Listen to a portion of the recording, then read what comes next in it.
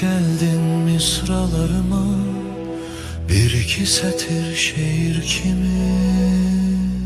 Çıkıp geldin birdenbire, bir zamansız yağış kimi.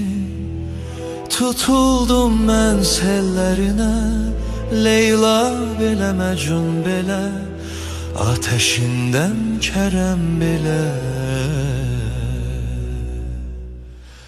Yanmamıştır mənim kimi.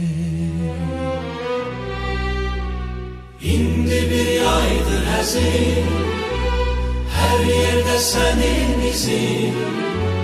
İndi bir yağış yağır, gözlerinden akar kimi. Geçmişler geçmezmiş demek, hoş günler de gelmezmiş demek, her gömülen ölmezmiş demek, senden ötürü mən ölen kimi. Yağışlar getirir seni, duyuram sanki etrini, semalardaki setrini okudarmış feley mənə. Bir deli divane kimi.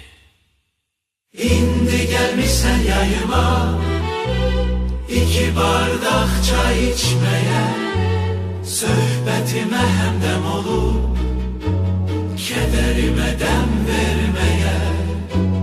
Tütünüme ateş olup, ciğerime ten enmeye, mənlə gelirsen ölmeye, yaşamağa varanmırsan, sanki mənlə doyanmırsan.